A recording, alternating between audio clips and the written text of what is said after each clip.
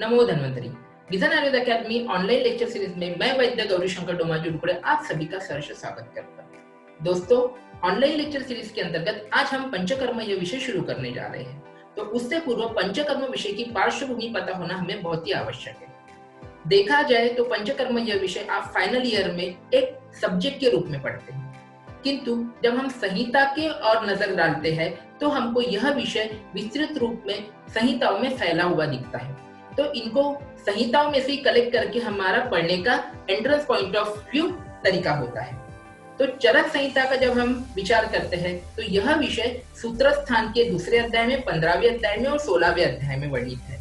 इसके अलावा कल्पस्थान और सिद्धि स्थान के रूप में 1 से 12 अध्याय में यह चरक जी ने पंचकर्म का विस्तृत वर्णन किया है। उसके अलावा जब कंपेरेटिव हम सुश्रुत का देखते हैं तो सुश्रुत जी ने चिकित्सा स्थान में पंचकर्म विषय वर्णन किया, जिसमें का 31 से लेकर 40वें अध्याय तक। 31 जो अध्याय वह स्नेहाध्याय है और 40th अध्याय जो वह नस्य कवल कंडूष्य विधि अध्याय है। वाग्भट जी ने अष्टांगोदयकार ने सूत्र स्थान 16वें अध्याय से लेकर 20वें अध्याय तक बृहद पंचकर्म का वर्णन किया। उसके पश्चात लघु पंचकर्म आपको जैसे कि गंडूष, धूमपान वगैरह आपको नेक्स्ट चैप्टर्स में देखने को मिलते हैं। शारंगधर जी ने जब पंचकर्म विषय का वर्णन किया तो वह उत्तरखंड में किया। तो दोस्तों, आज हम पंचकर्म विषय शुरुआत करते वक्त सबसे पहले सिद्धि स्थान यह शुरू करने जा रहे हैं, जिसके सबसे पहले अध्याय का नाम है कल्पना सिद्धि अध्याय। तो शुरू करें कल्पना सिद्धि अध्याय। तो शुरू करें चरक सिद्धि स्थान। चरक सिद्धि स्थान में कुल 12 अध्याय है। ये जो 12 अध्याय है ये द्रुडबल जी ने जोड़े हैं चरक संहिता में। इसके संदर्भ में एक श्लोक आपको हर अध्याय के लास्ट में, कौन से सिद्धि स्थान और कल्पस्थान के अध्याय के लास्ट में मिलेगा। अग्निवेश कृते तंत्रे चरक प्रति संस्कृते दृढ़बलेन संपूरिता, इस तरीके का एक श्लोक मिलेगा। ये ऐसा सजेस्ट करता है कि चरक संहिता में सिद्धि स्थान और कल्पस्थान जो जोड़ा है वो किसने जोड़ा है? दृढ़बल जी ने जोड़ा है। किसने जोड़ा है? दृढ़बल जी ने। तो ये आपको ये एक याद करना पड़ेगा। इसका डिटेल्स में सूत्रस्थान जब पढ़ाता हूँ तो पूरे चरक संहिता का निर्माण कैसा है वो पढ़ाता हूँ। अभी हम डायरेक्टली विषय पर जाएंगे। तो पहला चैप्टर है हमारा कल्पना सिद्धि। तो कल्पना सिद्धि ये जो अध्याय है, यहाँ पर पंचकर्म कल्पना का वर्णन है। किसका? पंचकर्म कल्पना का वर्णन है। तो वो भी कैसे दिया हुआ है? संक्षिप्त रूप से दिया हुआ है। यहाँ पर कौन से रूप में? संक्षिप्त रूप में, मतलब शॉर्ट में हर एक कर्म का वमन, विरेचन, निरोह, अनुवासन, नस्य, इनका वर्णन संक्षिप्त रूप से आचार्य चरक ने यहाँ पर दिया है। शुरुआत करेंगे कल्पना सिद्धि अध्याय। तो कल्पना सिद्धि अध्याय में जैसे कि हमने अभी देखा था, पंचकर्म का संक्षिप्त रूप में वर्णन है। कैसा है? संक्षिप्त रूप में वर्णन है। अब ये अध्याय बना कैसा है, मतलब दृढ़बल जी ने लिखा है। उन्होंने आत्रेय और अग्निवेश जी का संवाद कैसा हुआ था वो लिखा हुआ है। ओके, तो क्या लिखा है? तो कुल 12 प्रश्नों का ऊहापोह ये अध्याय में हुआ है। पंचकर्म से संबंधित 12 प्रश्न, जैसे कि स्नेहन कब करना है, या फिर स्नेहन किसमें कितने दिन करना है, स्नेहन के संदर्भ में बताइए, स्वेदन के लाभ क्या है, आहार कौन सा लेना चाहिए, इस तरीके के टोटल 12 प्रश्नों का ऊहापोह पंचकर्म संबंधित कल्पना सिद्धि अध्याय में किया हुआ है। तो अध्याय का ही नाम हम पहले अच्छे से पढ़े थे, कल्पना। कौन सी कल्पना? तो पंचकर्म कल्पना। कौन सी कल्पना? पंचकर्म कल्पना। अब ये पंचकर्म की कल्पनाओं का प्रयोग करने से क्या सिद्धि प्राप्त होगी, है ना? तो सिद्धि क्या प्राप्ति होती है? तो बस्ती की क्या सिद्धि होगी, वमन की क्या होगी, विरेचन की क्या होगी, ये सब वर्णन ये अध्याय में। इसलिए ये अध्याय का नाम रखा गया है कल्पना सिद्धि अध्याय। क्या रखा गया है? कल्पना सिद्धि अध्याय। कुल कितने प्रश्नों का वर्णन है? 12 प्रश्नों का वर्णन है। अब हमारा जो ये टेबल बना हुआ है ये पूरा वो 12 प्रश्नों पर आधारित है।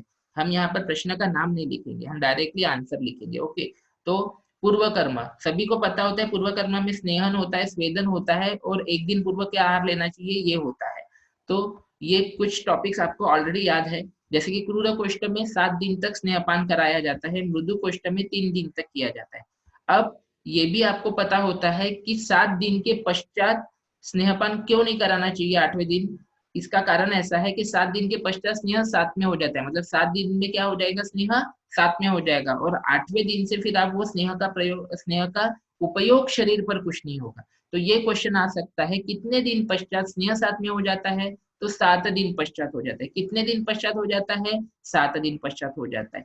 अब यहाँ पर एक वैशिष्ट्यपूर्ण ऐसा क्वेश्चन पूछा था, ठीक है, एक क्वेश्चन निर्माण आया, मतलब चक्रपाणी जो टीकाकार है उनके मन में एक प्रश्न आया, और को वो आंसर उन्होंने खुद ही दे दिया। क्या आंसर दिया उन्होंने कि एक प्रश्न क्या पूछा उन्होंने, खुद से ही पूछा कि ऐसा हो सकता है कि आप पंचकर्म के लिए स्नेहपान शुरुआत करते हो, लेकिन 7 दिन होने के पश्चात भी सम्यक स्नेहन के लक्षण नहीं निर्माण हुए। किसके? सम्यक स्नेहन के। अब सम्यक स्नेहन के लक्षण नहीं निर्माण हुए तो आप स्नेहपान कैसे बंद करोगे? किंतु नियम तो ये बताया हुआ है कि 7 दिन पश्चात स्नेह साथ में हो जाता है, तो 8वें दिन दोगे तो स्नेह तो साथ में हो जाएगा। फिर तो क्या करना है? तो इसके लिए चक्रपाणी जी ने बता के रखा है हमें कि 7 दिन में यदि 7 दिन में यदि सम्यक स्नेह ना हो तो 8वें दिन विश्राम दे, यानी कि 8वें दिन आपको स्नेह देना नहीं है। फिर क्या करना? तो 9वें दिन से वर्धमान मतलब गैप दो एक दिन की, और 9वें दिन से फिर से वर्धमान मात्रा में स्नेह दो। तो देखो आपके पास दो कंडीशन आ गई थी। पहली कंडीशन 7 दिन हो गए, 8वें दिन स्नेह देना है या नहीं देना है? नहीं देना है। क्यों नहीं देना है? तो स्नेह साथ में हो जाता है। तो कितने दिन बाद स्नेह साथ में हो जाता है? 7 दिन बाद स्नेह साथ में हो जाता है। अब इसमें चक्रपाणी जी को प्रश्न पड़ा था कि अगर किसी का स्नेहपान ही पूरा ना हो तो सम्यक स्नेहन के जो वातानुलोम्यम दीप्तो अग्निर्वच ये लक्षण ही निर्माण नहीं हुए तो क्या करना? तो 8वें दिन गैप दे देना और 9वें दिन से वर्धमान मात्रा में स्नेह का प्रयोग करना। अब स्नेहपान का लाभ क्या होता है ये लगभग आपको सभी को याद होता है, लेकिन ये टिपिकल शब्द आपको याद करने हैं। देख लो। तो पहला ये वात का हनन करेगा, अनिलम हंति। दूसरा मृदु करोति देहम, ये भी पता होता है कि शरीर को मृदु करता है स्नेह। और मलानाम संगम विनियंती, इसका मतलब ये है it separates the toxins from the tissues and the cells of the body. Okay, अब आपको पता होना चाहिए कि हमारे बॉडी में दो प्रकार के टॉक्सिन्स होते हैं, एक वाटर सोल्यूबल, दूसरे फैट सोल्यूबल। वाटर सोल्यूबल जो टॉक्सिन होते हैं वह लैक्रिमल फ्लूइड, यूरिन इनके थ्रू बाहर तो निकल जाते हैं, किंतु फैट सोल्यूबल के लिए ऐसा कोई भी सिस्टम अदर देन स्टूल के द्वारा बाहर निकलना हमारे बॉडी में नहीं है। तो इसलिए जब हम स्नेहपान करते हैं तो स्नेहपान के पहले दिन जो हम स्नेह देते हैं उसको पचाने के लिए हमारे बॉडी में डियोडिनम में गाल ब्लैडर में से बाइल एसिड और बाइल साल्ट आते हैं। अब बाइल साल्ट के बारे में हम सभी को यह पता होता है कि यह इनमें cholesterol, toxins, fat soluble toxins, metabolite of various drugs, various physiological process के जो बाय प्रोडक्ट्स होते हैं जो अनयूजफुल होते हैं उनको बाहर निकालना आवश्यक होता है, वह रहते हैं। अब यह जो स्नेह को पचाने के लिए बाइल आया है वह जितना आया है उसके 94% रीएब्जॉर्ब हो जाता है।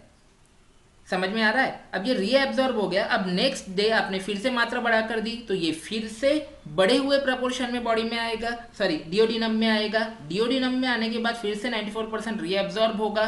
तो ये जो स्नेह वहां पर गाल ब्लैडर में जाएगा बाइल के थ्रू, रीएब्जॉर्प्शन के थ्रू, वह टॉक्सिन्स को अपने में डिसॉल्व करके लेते जाएगा और बाइल में मिक्स होकर फिर से आते जाएगा। ऐसी प्रोसेस 3 दिन, 5 दिन या 7 दिन, जितने दिन आप स्नेह देते हो तब तक की चलती है।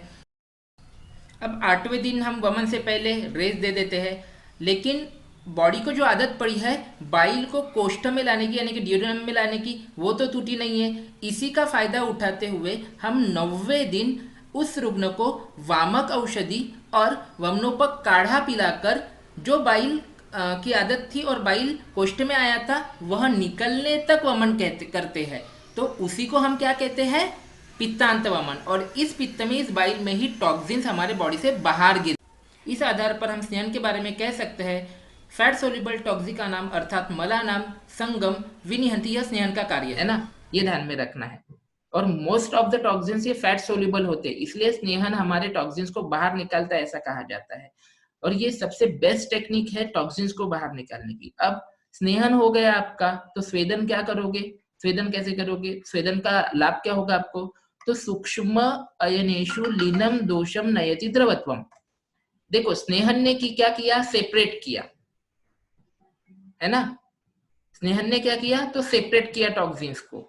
अब ये जो टॉक्सिन सेपरेट थे इनको इमल्सिफाई करना पड़ेगा ताकि ये फैट सोल्यूबल बन जाए, मतलब फैट में जाकर घुल मिल जाए अच्छे से, या फिर बाइल में जाकर घुल मिल जाए, है ना, ताकि वो बाहर आने के लिए तैयार रह पाए। तो वो काम कौन करता है? तो स्वेदन करता है। वो क्या करता है? उसको लिक्विफाई कर देता है। कौन से? सेपरेटेड टॉक्सिन्स को, बराबर है। और ये फिर बाइल में मिलकर हमारे कहाँ पर आते हैं? कोष्ठ में आते हैं। इतना ध्यान में रखना है आपको। तो स्नेहन का फायदा था अनिलम हंति मृदु करोति देहम मलानाम संगम विनिहंति। और स्नेहन के पश्चात जो स्वेदन करते हो उसका लाभ था सूक्ष्मेषु अयनेषु लीनम दोषम नयति द्रवत्वम। ओके, बाद में मैं इससे रिलेटेड क्वेश्चन पूछूंगा, आपको आंसर देना है। अब आपका स्नेहन भी हो गया, स्वेदन भी हो गया, तो क्या करते हो, एक दिन पूर्व आपको उसको आइदर कफ प्रकोपक आहार या फिर पित्त मतलब विरेचन के दृष्टि से आहार देना पड़ेगा। तो वमन के लिए एक दिन पूर्व आहार कैसा दिया जाता है, पहली स्टेप कफ उत्क्लेशक, ये हो गया सिद्धांत। दूसरा, आप कफ उत्क्लेशक कौन सी चीजें होती है, तो उसमें का एग्जांपल दे दिया मांस रस का। तो कौन से मांस, ग्राम्य, अनुप, उदक, ये ध्यान में रख लो। अनुप और उदक ये दोनों क्या है, अक्वेटिक है ना, एक्वेटिक माउस। अब एक्वेटिक मतलब पानी, तो पानी वाले जो माउस रहने वाले ऑब्वियस है वो कफोत्क्लेशक रहेंगे, ये लॉजिकली आपको समझ जाना चाहिए। उसके बाद क्षीर, क्षीर भी सबको पता है कफ बढ़ाता है। उसके बाद कफवर्धन, ऐसे कौन से गुण है, आपको गुण देखने पड़ेंगे, कौन से गुणात्मक आप आहार लोगे तो वमन अच्छे से होगा, तो द्रव तथा सूजर। अब आप बोलोगे कि सर ऐसा ही आहार क्यों लेना है, तो ये ध्यान में रखो, आपको हल्का आहार लेना है। ये आहार क्या होगा, इजीली पच जाए। सूजर मतलब सम्यक पचन होने वाला है ना, इजीली पचने वाला। नहीं तो क्या हो जाएगा, वमन के दिन अजीर्ण रहेगा अगर आपने एक दिन पहले सम्यक पचने वाला आहार नहीं दिया तो फिर से एक बार देखेंगे, वमन के लिए कफोत्क्लेशक आहार देना है, मांस अगर देना है तो ग्राम्य अनुप उदक है ना, GAA। उसके बाद मांस या उसके बाद क्षीर और द्रव सूजर गुणात्मक आहार। अब विरेचन के एक दिन पहले कैसे देना, ये देखो, अब यहाँ पर थोड़ा सा आप अवेयर हो जाओ क्योंकि थोड़ा सा टॉपिक चेंज होने वाला है। आपको जो लगता है वैसा नहीं दिया है यहाँ पर। एक तो अपोजिट हो गया, अनुप के अपोजिट जंगल मांस है, ये भी याद रह जाएगा। अब इसमें देखो यूश और सस्नेह। अब मैं ये बोलूंगा आपको कि यूश क्यों सिलेक्ट किया, तो जो दालें होती है ना, मुद्ग वगैरह, ये रुक्ष होती है, बराबर है। और आपको विरेचन के लिए कफ ज्यादा नहीं होना, आपको पित्त ज्यादा होना, राइट है। अगर कफ ज्यादा रहेगा तो वमन हो जाएगा, विरेचन नहीं होगा। तो ये कौन कम करेगा, तो रुक्षन करने वाला द्रव्य। अब केवल रुक्ष देकर चलेगा क्या, अगर रुक्ष दोगे तो बॉडी की एनर्जी कम हो जाएगी और विरेचन के दिन आपको बहुत जल्दी थकवा आ जाएगा, है ना, क्लम आ जाएगा। तो वो टालने हेतु आपको एक दिन पहले जो यूश देने वाले हो विरेचन में, वो कैसा देने वाले हो, सस्नेह। मैं फिर से एक बार एक्सप्लेन कर देता हूँ। यूश यह रुक्ष होता है। अब केवल वृक्ष आहार अगर आप विरेचन के एक दिन पहले दोगे तो शरीर में क्षीणता आने के चांसेस बढ़ जाएंगे। क्यों, तो नेक्स्ट दिन विरेचन होगा उससे, ठीक है। अब ये कंडीशन न आए इसलिए आपको प्रोफाइलैक्टिक करके यूश में स्नेह डालना है। अब यूश ही क्यों सिलेक्ट किया, तो यूश सिलेक्ट करने का कारण ऐसा है, वह वृक्ष होने के कारण कफ को बढ़ने नहीं देगा। क्योंकि कफ अगर ज्यादा रहेगा, अगर आप चावल दे दिया इस दिन आपने विरेचन के एक दिन पहले, तो वो कफ को बढ़ाएगा और विरेचन में बाधा करेगा। ओके, तो इसलिए यूश का सिलेक्शन। तो इतना ध्यान में रखो, कफ प्रधान आहार देना है वमन में। और कफ न बढ़ाने वाला, यहाँ पर श्लोक का शब्द देखो, कफ न बढ़ाने वाला, यहाँ पर कहीं पर शब्द प्रयोग पित्त बढ़ाने वाला नहीं किया है। समझ में आ रहा है, यहाँ पर बोला कि कफ को ना बढ़ाओ, क्योंकि पित्त बढ़ा हुआ ही था तभी आपने विरेचन कर्म सिलेक्ट किया है, ये लॉजिकल है, ठीक है। तो कफ को न बढ़ाने वाला आहार आपको देना है। अब गुण कौन से होना, उसके लघु अशित। जैसे कि हमने वमन में पढ़ा द्रव सुजर, वैसे हमने विरेचन में पढ़ा लघु अशित। अब लघु अशित, अशित का मीनिंग होता है उष्ण, विपर्य तंत्र युक्ति, आप मीनिंग समझ लो उसका, अशित है ना, तो ये समझ में आ जाएगा। तो ये टेबल में हमने क्या क्या पढ़ा, स्नेहन, स्नेहन क्रूर कोष्ठ में कितने दिन तक, 7 दिन तक, मृदु कोष्ठ में 3 दिन तक, 7 दिन पश्चात स्नेह 7वें हो जाता है। 7 दिन में स्नेहन सम्यक ना हो तो क्या करोगे, 8वें दिन विश्राम दोगे और 9वें दिन से वर्धमान मात्रा में दोगे। अब स्नेहन का लाभ क्या होता है, तो ये क्या करता है, मल को यानी कि दोषों को यानी कि टॉक्सिन्स को टिश्यू या फिर सेल्स से या फिर ऑर्गन से सेपरेट करता है, और सेपरेट करता है और हमारे शरीर को क्या करता है, मृदु करता है। ऑब्वियसली स्नेह के कारण वात का शमन होगा यानी कि अनिलम हंति। अब स्नेहन हो गया, स्नेहन के पश्चात जो स्वेदन करते हो, स्नेहन पश्चात स्वेदन, ऐसा याद रखना है। स्नेहन पश्चात किया गया स्वेदन क्या करेगा, जो टॉक्सिन सेपरेट हुए थे सूक्ष्म स्रोतसों में के, सूक्ष्मेशु अयनेशु लीनम दोषम, लीन हुए जो दोष थे, मतलब डीप टॉक्सिन्स जो थे, दोष जो थे, उनको इन्होंने सेपरेटेड दोषों को क्या किया, तो द्रवत्व लिक्विफाई किया, ताकि वो इजीली बाइल में मिक्स हो जाए और बाइल सॉल्युबल होकर वो वहां से कोष्ठ में आ जाए। तीसरा, अब वमन के एक दिन पहले कैसे आहार दोगे, तो सबसे पहला नियम है कफोत्क्लेशक। कफोत्क्लेशक का एग्जांपल मांस के रूप में बताओ तो आनुप औदक ग्राम्य। उसके बाद और एक एग्जांपल बताओ तो क्षीर, बाद में गुणात्मक कौन सा आहार दोगे, तो द्रव सूजर वमन में। विरेचन में क्या करोगे, तो जांगल मांसरस प्लस युष दोगे आप। यहाँ पर चावल दोगे क्या, नहीं, ओदन नहीं दोगे, क्या दोगे, तो युष दोगे, क्योंकि युष यह वृक्ष होता है, लेकिन वृक्षता बहुत ज्यादा नहीं बढ़ानी, इसलिए थोड़ा सा उसमें स्नेह डाल देना। किंतु आपको विरेचन के वक्त ध्यान क्या रखना है कि किसी भी तरीके से कफ की वृद्धि ना हो, यानी कि आहार कैसा देना है, कफ अवृद्धि कर। ओके, और गुणात्मक कौन सा देना है, तो लघु अशीत। तो ये टेबल था आपका पूर्व कर्म का, वेरी वेरी वेरी इंपॉर्टेंट, ये हमको अच्छे से याद रखना है, ठीक है। तो पूर्व कर्म हमारा हो गया। पश्चात, अब सॉरी, अब प्रधान कर्म। अब प्रधान कर्म ऑब्वियस है, वैसे भी हम बस्ती के लिए स्नेहन स्वेदन नहीं करते हैं, है ना, सॉरी, आभ्यंतर स्नेहपान नहीं करते, तो डायरेक्टली हम सिर्फ वमन विरेचन का उल्लेख यहाँ पर करेंगे। तो नेक्स्ट पॉइंट है हमारा अवस्था, कौन सी अवस्था में वमन अच्छे से होगा और कौन सी अवस्था में विरेचन अच्छे से होगा। ओके, तो देखो ये भी एक इंपॉर्टेंट पॉइंट है। मैंने थोड़ा प्रैक्टिकली टॉपिक समझाने की कोशिश करी थी आपको, मॉडर्न पॉइंट ऑफ व्यू भी, तो इतना ध्यान में रखना, सेपरेशन ऑफ द टॉक्सिन्स ये काम स्नेहन करेगा और उसको लिक्विफाई करने का काम स्वेदन करेगा।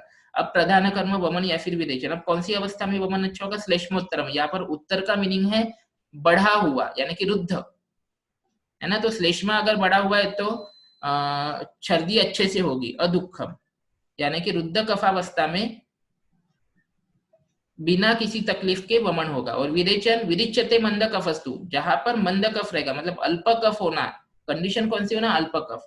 ऑब्वियसली आपने सिलेक्शन ऑफ द विरेचन किस लिए किया है, पित्त के लिए ही किया है, लेकिन पित्त कब अच्छे से बाहर गिर पाएगा, जब कफ का प्रमाण मंद होगा, तो ये ध्यान में रखना। तो सम्यक विरेचन कब होता है, मंद कफावस्था में, और सम्यक वमन कब होता है, तो रुद्ध कफावस्था में। चलो बोलो, रुद्ध कफावस्था में सम्यक वमन, अल्प कफावस्था में सम्यक विरेचन, मंद कफावस्था में सम्यक विरेचन, और श्लेष्मोत्तरावस्था में उत्तम वमन। ओके, अब पश्चात कर्म। अब पश्चात कर्म समझने के लिए, अब आपने वमन कर दिया या फिर विरेचन कर दिया, तो शुद्धि होती है ना, शोधन होता है। तो शोधन होता है, वो 3 प्रकार का शोधन होता है। कितने प्रकार का होता है, 3 प्रकार का शोधन होता है।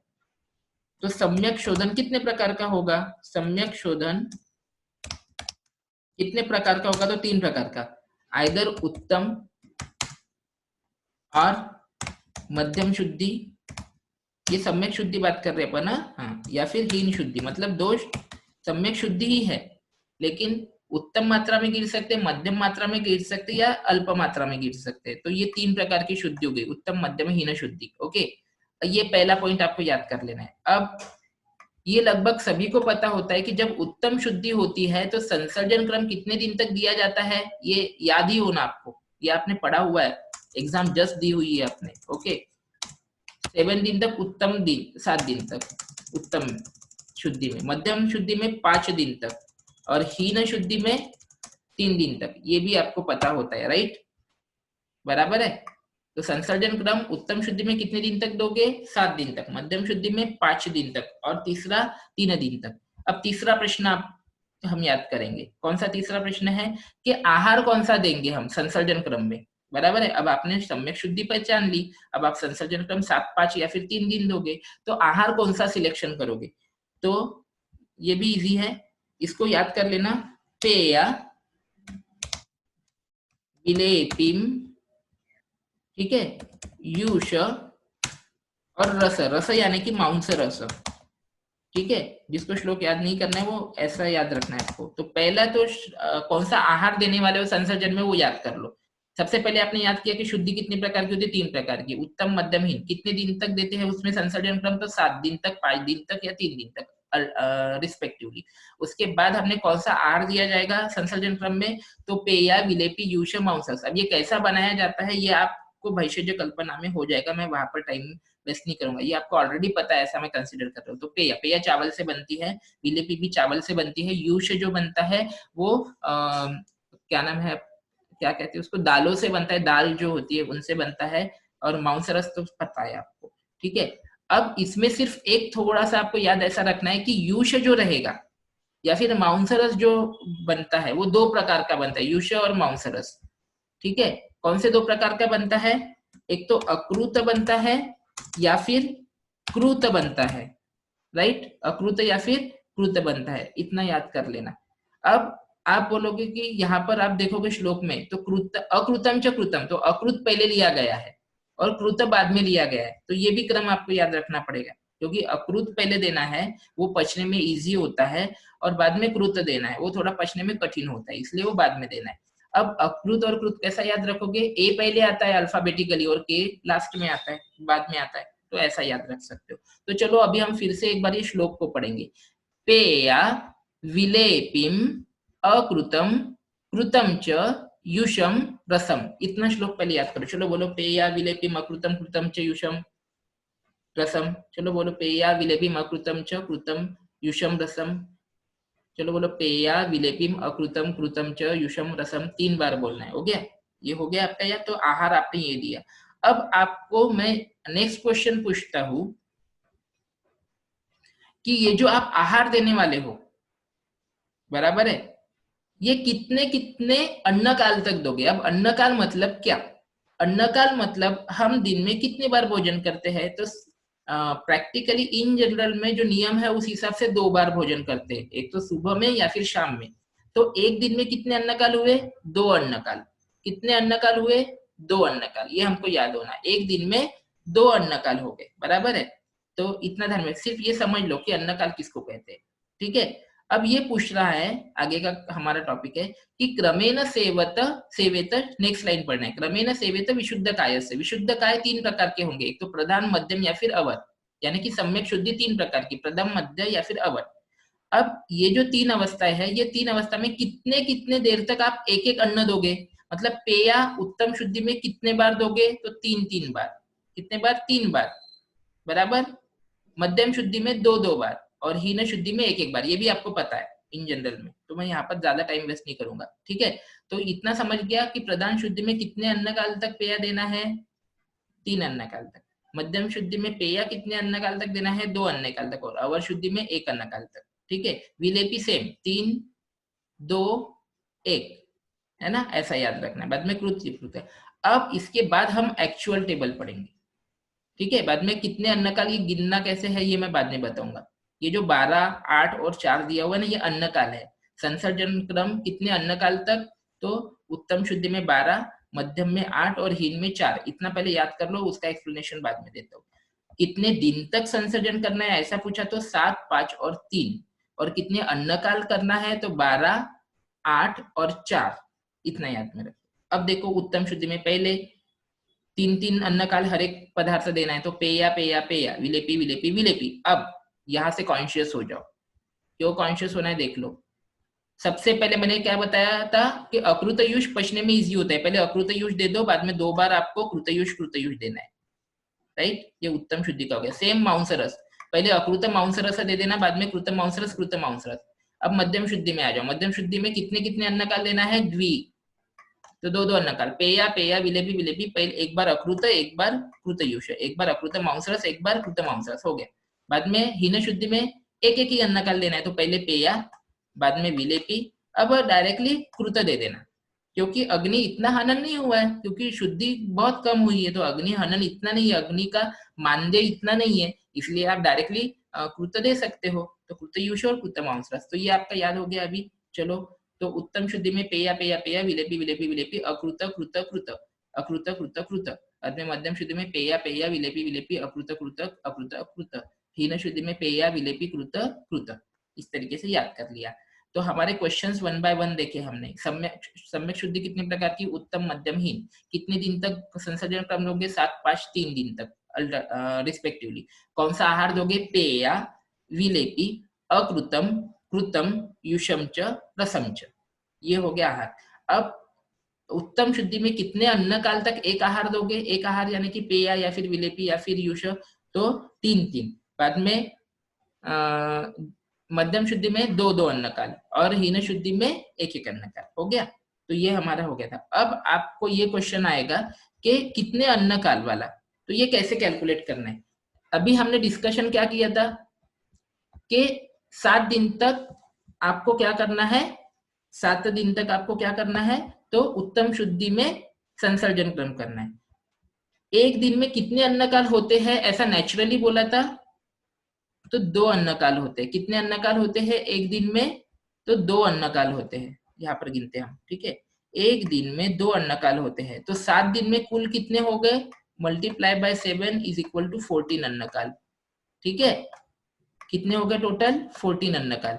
तो 7 दिन में टोटल कितने अन्नकाल हो गए, 14, बराबर है। इन जनरल नॉर्मल में, अब कुछ शोधन उदन नहीं, इन जनरल में 14 अन्नकाल हो गए। अब देखो ये 14 अन्नकाल जो थे, उसमें से एक अन्नकाल में तो आपने वमन कर लिया, ये देखो पहले दिन, सबसे पहले दिन, क्योंकि आपने संसर्जन क्रम शाम से शुरू किया ना, तो उस दिन सुबह क्या किया था आपने, कुछ भी नहीं लिया था, तो उस वक्त आपने वमन किया था, तो पहला अन्नकाल चले गया, वेस्ट हो गया वो वमन में। अब सबसे लास्ट अन्नकाल जो ये रहेगा ना, यहाँ पर सामान्य आहार लिख के रख देना। तो सबसे लास्ट जो अन्नकाल रहेगा, 14वां अन्नकाल, उसमें तो आप सामान्य आहार दोगे, तो ये संसर्जन में नहीं आएगा, बराबर। तो ये 2 चले गए, तो 14 में से 2 गए, कितने बचे, 12। देखो कैलकुलेशन। अब वैसे ही 8 का करेंगे। मध्यम शुद्धि में कितने दिन तक संसर्जन क्रम दिया जाता है, तो 5 दिन तक। अब 5 दिन के टोटल अन्नकाल कितने हो गए, तो 10 हो गए। अब 10 अन्नकाल अगर बन गए, तो 10 में से एक अन्नकाल में आपने दे दिया वमन, और दूसरे अन्नकाल में जो सबसे लास्ट वाला था, उसमें आपने सामान्य आहार दे दिया। क्या दिया आपने, सामान्य आहार। अब सामान्य आहार दे दिया, तो 2 अन्नकाल चले गए, तो 10 minus 8, 10 minus 2 is equal to 8। अब इसका कर लो, अब इसका डायरेक्ट कैलकुलेशन बताओ, 3 multiply by 2 minus 2 is the 4। तो ये हो गया आपका संसर्जन क्रम। तो दिस इज इम्पोर्टेंट। तो संसर्जन क्रम आपको समझ में आ गया होगा। यहाँ पर अभी हम बहुत ज्यादा नहीं, आप शांति से देख लो, आपको समझ में आ जाएगा। ये वीडियो आप अच्छे से देखोगे तो समझ में आ जाएगा, क्योंकि बहुत समय इसमें देना इतना ये नहीं है। तो मैं फिर से एक बार क्वेश्चन पूछ लेता हूँ, चलो। सम्यक शुद्धि में कितने दिन तक संसर्जन क्रम दे, 7 दिन तक। मध्यम शुद्धि में कितने दिन तक संसर्जन क्रम दे, 5। और हीन शुद्धि में 3। हीन और अवर सेम शब्द है, ठीक है। अब अवर के लिए और एक शब्द आता है, लिख के रख दो, जघन्य। क्या शब्द आता है, जघन्य। लिख देता हूं, जघन्य, जघन्य, ऐसा शब्द आता है, ये भी याद करना है, ठीक है। तो मैं कुछ भी पूछ सकता हूँ आपको। नेक्स्ट, ये होने के बाद हमने क्या पढ़ा कि कौन सा आहार दोगे, है ना।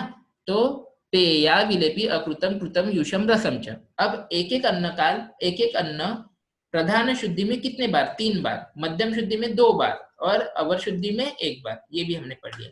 अब टोटल हमने कैसा क्रम देखा था, अन्नकाल टोटल कितने गिने थे, तो 7 दिन वाला जो है उत्तम शुद्धि, उसमें 14 माइनस 2, 5 वाला यानी कि मध्यम शुद्धि वाला जो है, उसमें 10 माइनस 2, और हीन शुद्धि में 6 माइनस 2, ऐसा याद किया था। नेक्स्ट पॉइंट,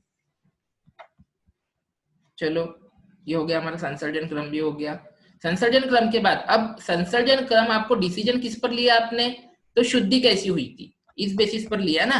तो आपको शुद्धि की परीक्षा करना पड़ेगा, है ना। आप वमन कर रहे हो, विरेचन कर रहे हो, तो उस वक्त दोषों का प्रवर्तन कैसा हो रहा है, कितनी मात्रा में हो रहा है, कितने प्रमाण में हो रहा है, वेग कितने आ रहे हैं, ये परीक्षा आपको करनी पड़ेगी। तभी आप डिसीजन ले पाओगे कि इसकी प्रवर शुद्धि हुई है, मध्यम शुद्धि हुई है, या अवर शुद्धि हुई है। क्या बोला मैंने, आपको परीक्षा करनी चाहिए। यानी कि ये टॉपिक एक्चुअल संसर्जन से पहले लेना चाहिए था, लेकिन पेज का जो एडजस्टमेंट है उस हिसाब से अपन ने यहाँ पर लिया।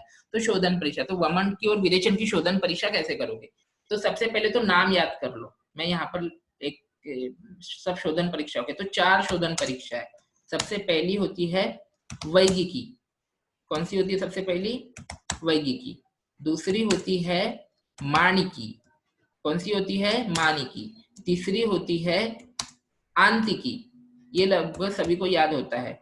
और चौथी होती है लैंगिकी।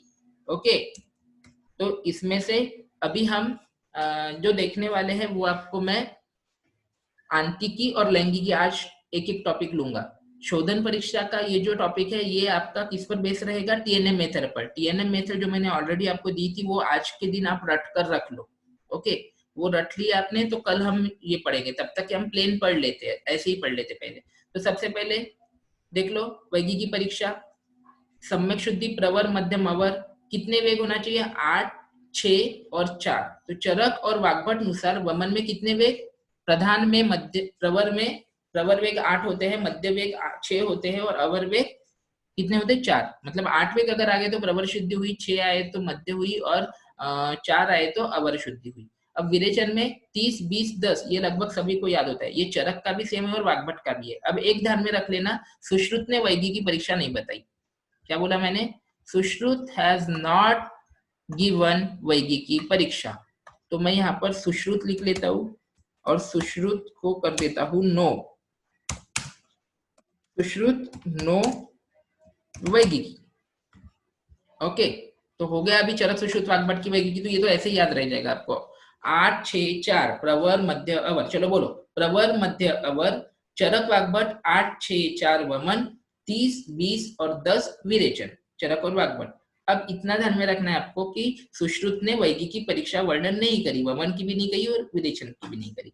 ये हो गया आपका पहला शोधन परीक्षा वैगी की। अब मानिकी, ठीक है।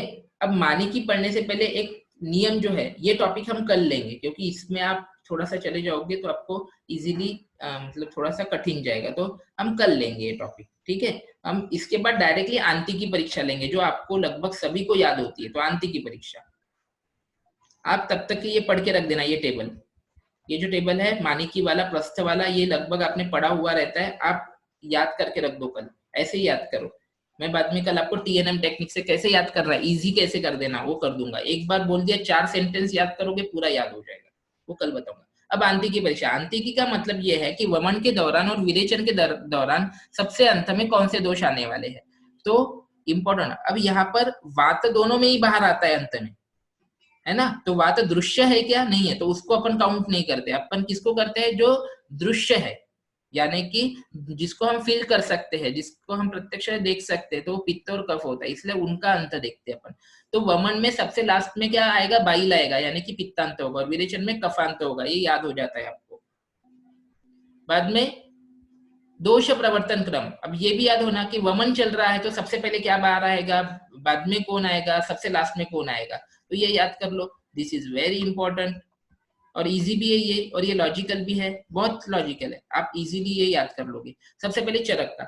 अब वमन है तो वमन आप किसके लिए कर रहे हो? मोस्टली तो कफ के लिए कर रहे हो, तो सबसे पहले कफ आएगा, बाद में पित्त आएगा, बाद में वात आएगा, चरक इजीली हो गया। अब विरेचन में सबसे पहले कौन आएगा? मल आएगा, मल आएगा ना सबसे पहले, बराबर है, क्योंकि पक्वाशय में है, पक्वाशय से विरेचन होने वाला है। पक्वाशय गते दोषे विरेकार्थ विरेचनम। चलो ये याद कर लो, विरेचन की डेफिनेशन याद करो। चलो,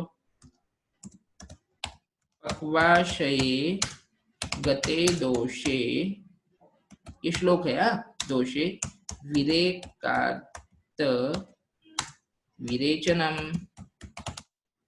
क्या बोला? पक्वाशय गते दोषे, पक्वाशय गते दोषे विरेकार्थ विरेचनम। ये आप याद कर लो, एक आपका नियम।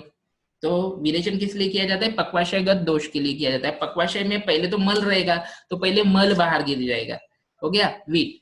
और वीट में यहाँ पर दो चीजें आई, मल और मूत्र, क्योंकि जब भी हम इसको जाते हैं तो दोनों चीजें होती है, मल भी होता है और मूत्र भी होता है। तो इसलिए याद करना, हंसने की कोई भी जरूरत नहीं है, दिस इज प्रैक्टिकल वन।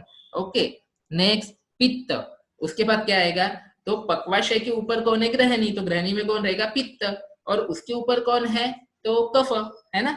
उसके बाद तो आमाशय आ जाएगा, तो कफ। देखो जीआई ट्रैक्ट के क्रम से है, तो ये हो गया बात। उसके बाद आप सुश्रुत। अब अवेयर हो जाओ, यहाँ पर क्वेश्चन आने के चांसेस बहुत ज्यादा है।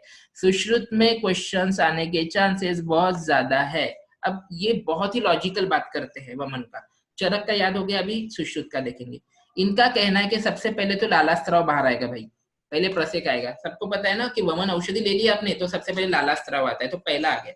उसके बाद आमाशय में जो आपने औषधि डाली थी, क्या औषधि डाली? आकंठपान डाला ना आपने, वमनोपक द्रव्य डाला, तो वो पहले बाहर आएगा, है ना। तो औषधि बाहर आ गई, वमनोपक द्रव्य और उसमें मिक्स हुई औषधि। अब उसके बाद बाकी क्रम चरक के समान। तो पहले आया लालास्त्राव, यानी कि प्रसेक, प्रसेक को ही लालास्त्राव कहते हैं। दूसरा मतलब मुंह को पानी आना। दूसरा आया औषधि। ये भी आपको पता होना चाहिए कि औषधि आपने जो आकंठपान लिया था और उसके साथ जो मिक्स मेडिसिन ली थी वो बाहर आएगी। और सबसे लास्ट में आपको पता है कफ, पित्त, वात, ये क्रम रहेगा। अब आ जाओ विरेचन में। विरेचन वेरी इजी, विरेचन में भी वही लॉजिक है जैसा चरक ने बताया था, बस इसने थोड़ा सा एक्सप्लेन करने का तरीका अलग रखा है, इसको अपन एक्सप्लेन करेंगे।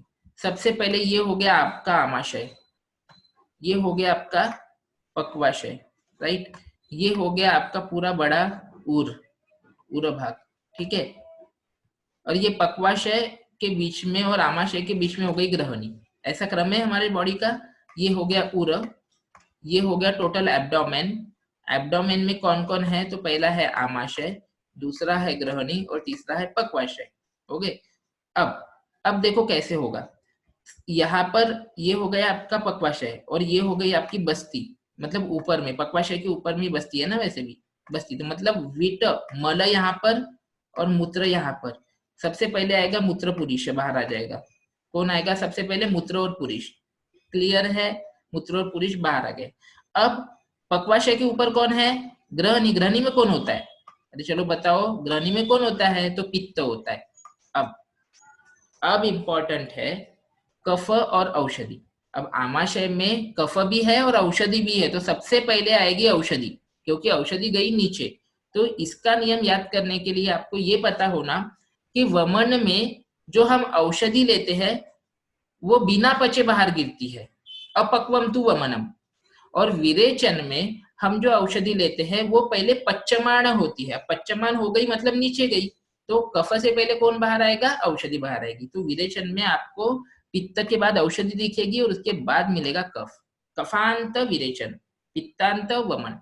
लॉजिक समझ में आ गया, फिर से एक बार देख लेते हैं, कोई दिक्कत नहीं है, क्योंकि टॉपिक समझ में आ गया तो आप आंसर, कंसेप्ट क्लियर होना, कंसेप्ट क्लियर हुआ तो ही आप आंसर अच्छे से लिख पाओगे। मैं सबसे पहले निकालूंगा, सबसे पहला निकाल देता हूँ, ये हो गया आपका उर, उसके बाद हो गया आपका ये आमाशय, उसके बाद हो गई ये ग्रहणी, उसके बाद हो गया ये पक्वाशय। तो पक्वाशय में से मलमूत्र बाहर आ गया, चलो। उसके बाद पित्त बाहर आया, उसके बाद जो औषधि पच्यमान अवस्था में थी वो औषधि कहाँ पर थी, तो आमाशय में। और कफ कहाँ पर है, तो आमाशय और उर स्थान का कफ, ये दोनों कफ सबसे लास्ट में बाहर आएंगे। चलो हो गया ये आपका। नेक्स्ट, अब बस्ती में, अब बस्ती का देख लो, विट, पित्त, कफ, वात। ऑब्वियस है, मल पहले आएगा, बस्ती डाल दिया पक्वाशय में तो पहले बस्ती आएगा, उसके बाद पित्त आएगा, उसके बाद कफ आएगा और सबसे लास्ट में वात आएगा। ये हो गया। अब एक देखो यहाँ पर, सुश्रुतोक्त बस्ती के दोषों का प्रवर्तन क्रम चरकोक्त किसके समान है, विरेचन के समान है। चलो बोलो, सुश्रुतोक्त बस्ती में दोष प्रवर्तन क्रम चरकोक्त विरेचन के समान में, विरेचन समान है। ये क्वेश्चन आ चुका है, हो गया। चलो ये याद हो गया। तो आज हमने क्या क्या पढ़ा, सबसे पहले स्नेहन पढ़ा। स्नेहन क्रूड कोष्ठ में 7 दिन, मध्य कोष्ठ में, सॉरी हीन क्रूड कोष्ठ में 7 दिन और मृदु कोष्ठ में 3 दिन। 7 दिन पश्चात स्नेह क्या हो जाएगा, 7 में हो जाएगा। अगर फिर भी सम्यक स्नेहन ना हो तो क्या करोगे, 8वें दिन गैप देना और 9वें दिन क्या करना, फिर से एक बार से वर्धमान मात्रा में स्नेहपान शुरू करना। अब स्नेहन का लाभ क्या होता है, याद है आपको अभी, अनिलम हंति मृदु करोति देहम मलानाम संगम विनिहंति, that is the separation of the toxins from the cell और द टिश्यू। ओके, उसको बाइल में मिक्स करके कोष्ठ में लाएगा। उसके बाद स्नेहन के पश्चात किया गया स्वेदन, मैं फिर से बोल रहा हूँ, ये केवल स्वेदन का लाभ नहीं है। अगर पहले स्नेहन किया है और उसके बाद स्वेदन कर रहे हो, यहाँ पर लिखा हुआ है देख लो, अधिकरण स्वेदन का, इसलिए यहाँ पर टॉपिक का नाम स्वेदन दिया है, किंतु ये जो लाभ है किसका है, स्नेहन पश्चात किया गया स्वेदन। केवल स्वेदन करोगे तो ऐसा लाभ नहीं होगा, ठीक है। तो सूक्ष्मेषु अयनेषु लीनम दोषम नयति द्रवत्व। उसके बाद वमन के एक दिन पहले कैसा आहार दोगे, तो कफोत्क्लेशक, और विरेचन के एक दिन पहले कफ अरुद्धिकर। कौन सा मांस दोगे वमन में, तो ग्राम्य अनुप औदक। कौन सा दोगे, ग्राम्य अनुप औदक, और क्षीर दोगे। और गुण कौन से दोगे वमन में, द्रव सूजर। विरेचन में लघु अशीत। प्रधान कर्म, चलो अगर श्लेष्म बड़ा हुआ है तो क्या अच्छा होगा, वमन अच्छा होगा, और श्लेष्म मंद है तो क्या अच्छा होगा, विरेचन अच्छा होगा। संसर्जन क्रम, प्रधान शुद्धि, शुद्धियां कितने प्रकार की होती है, सम्यक शुद्धियां 3, प्रधान, मध्य और अवर शुद्धि। प्रधान शुद्धि में कितने दिन तक दिया जाता है, 7 दिन तक। मध्यम शुद्धि में 5 दिन तक। बोलना है मेरे साथ, अगर आप बोलोगे तो अच्छा याद होगा। कॉन्शियस माइंड होता है हमारा, है ना, और सबकॉन्शियस माइंड वो एक्सेप्ट करता है जब हम जो चीजें खुद के मुंह से बोलते हैं, तो इसलिए आपको बोलना है मेरे साथ। चलो बोलो। उसके बाद मध्य शुद्धि में 5 दिन और अवर शुद्धि में 3 दिन तक। उसके बाद कौन सा आहार देने वाले हो, तो पेया विलेपिम अकृतम कृतम युषम रसम। चलो फिर से बोला, पेया विलेपिम अकृतम कृतम युषम च रसम। कितने कितने अन्नकाल? त्रि द्वि एक तष्ट रिस्पेक्टिवली, किसमें? प्रधान मध्य अवर शुद्धि में। ओके, अब ये होने के बाद ये तो अभी आपको टेबल याद हो गया। 12 मध्यम शुद्धि, ये कैसा गिना? तो 14 माइनस 2, 10 माइनस 2 8, और 6 माइनस 2 4। नेक्स्ट, और यहाँ पर कहां पर क्वेश्चन आ सकता है बोला है कि उत्तम शुद्धि में जब युष की शुरुआत करोगे तो एक बार कृत देना और 2 बार अकृत देना। ठीक है, मध्यम शुद्धि में एक बार अकृत एक बार कृत, और हीन शुद्धि में कृत डायरेक्टली, अकृत देने की कोई जरूरत नहीं है वहां पर। वो होने के बाद हमने पढ़ा वैगिकी परीक्षा। वैगिकी परीक्षा में हमने पढ़ा था, सुश्रुत ने वैगिकी परीक्षा नहीं वर्णन की। फिर प्रवर शुद्धि में 8, मध्यम शुद्धि में 6 वेग और अवर शुद्धि में 4 वेग, मतलब इतने वेग आते हैं तो ऐसी शुद्धि वो आप डिसाइड करोगे। और विरेचन में 30 20 10, ये तो आपको याद हो जाता है। आंती की परीक्षा बताओ, कफांत कफांत विरेचन और पित्तांत वमन। दोष प्रवर्तन क्रम बताओ, कफ पित्त वात चरक अनुसार वमन में, विट पित्त कफ वात किसमें? विरेचन में। अब सुश्रुत ने क्या चेंज किया? सुश्रुत ने सिर्फ थोड़ा सा ऐड कर दिया, एक तो प्रसेक और औषध, किसमें? वमन में। और विरेचन में क्या किया? उसने बोला कि पित्त के बाद औषधि बाहर आएंगी। यहीं पर आपको क्वेश्चन आएगा, सबसे ज्यादा चांसेस यहीं पर क्वेश्चन आने के है, याद कर लो, अच्छे से रट लो। संसर्जन का महत्व, इस पर आपने 15 मार्क का क्वेश्चन लिखा था। कैसा लिखा था आपको भी पता है, मुझे भी अच्छे से पता है आपने कैसे लिखा था। ठीक है, यथा अनु अग्नि, अनु मतलब कम अग्नि, मतलब छोटा सा अग्नि। जब आप अग्नि जलाते हो कि नहीं खाना पकाने के लिए, तो अनु अग्नि, कम अग्नि, किससे सदृश्यमान होता है? तो तृण गोमय से।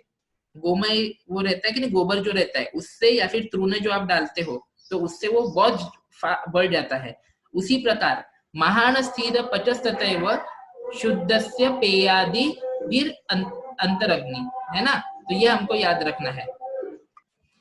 महान स्थिर सर्व पचस्ततैव शुद्धस्य पेयादिर अंतरग्नि भी, मतलब जैसा वो अग्नि बढ़ता है उसी प्रकार शरीर में का अग्नि, यह जाठर अग्नि, यह महान स्थिर सर्व पचस्ततैव, सब कुछ भी खाए उसको भी पचा सकता है, इतना बलवान हो जाता है। किससे होता है? तो पेयादि भी अंतरग्नि, पेयादि से, पेयादि क्रम से, यानी कि संसर्जन क्रम से। शुद्धि के पश्चात किया गया संसर्जन क्रम क्या काम करता है, क्या कार्य करता है? तो वह महान स्थिर होकर, मतलब बढ़कर, सर्व पचन के लिए योग्य होता है, किसी भी आहार को पचाने के लिए योग्य होता है। तो दिस इज फॉर टुडे। आज हमने इतने टॉपिक्स पढ़े, नेक्स्ट टॉपिक हम कल लेंगे। Okay, thank you.